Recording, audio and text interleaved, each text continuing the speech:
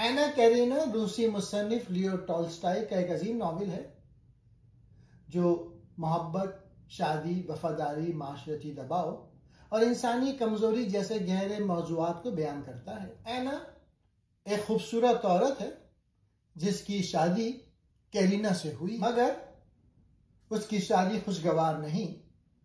वो एक नौजवान फौजी अफसर वरांस्की से मिलती है और दोनों में शदीद मोहब्बत हो जाती है, लेकिन रूसी माशरा गैर शादीशुदा मोहब्बत को कबूल नहीं करता। एना को हर तरफ से तनकीद और बदनामी मिलती है। उसे अपना बेटा छोड़ना पड़ता है। उसके अंदर जज्बाती कशमकश बढ़ती जाती है। मोहब्बत उसके लिए सुकून के बजाय गम और बेचैनी लेकर आती है।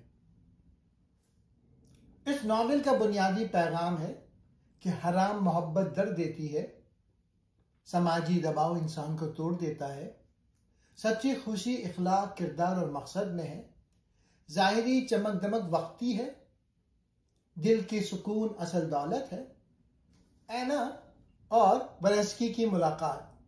एक दिन सफर के दौरान एना की मुलाकात एक नौजवान अफसर वरांस्की से हुई।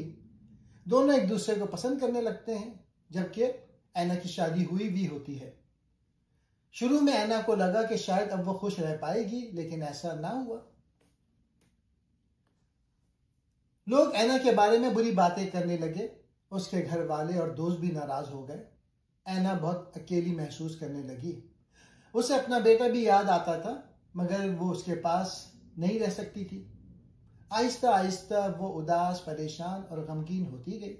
एना कैरेना जज्बात में बहकर फैसला ना करो। वक्ती मोहब्बत हमेशा खुशी नहीं देती।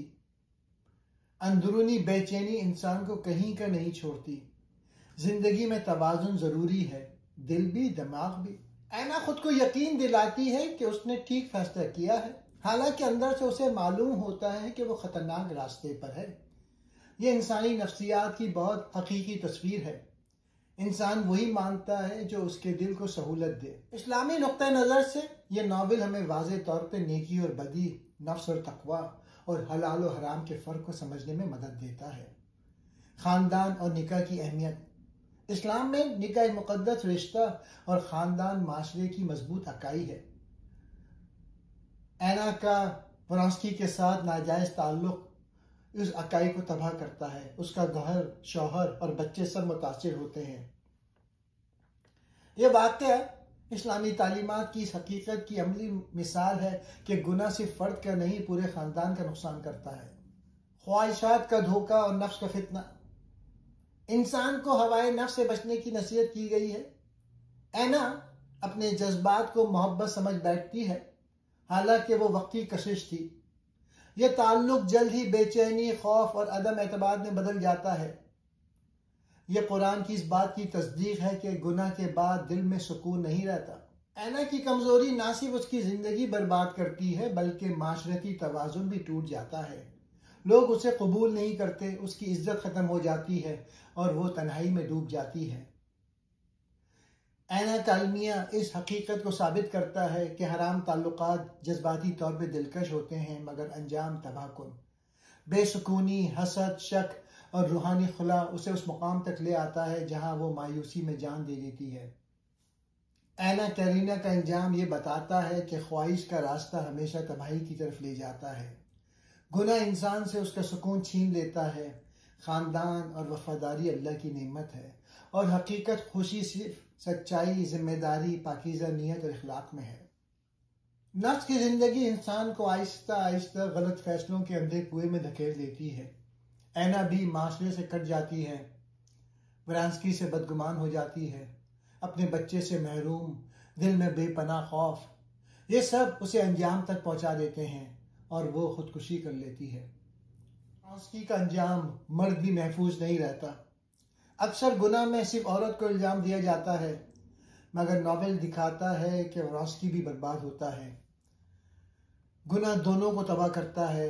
वरांस्की बेचैन, गैर मुतमईन, अनापरस्त, जज्बाती तौर पे बेबस हो जाता है।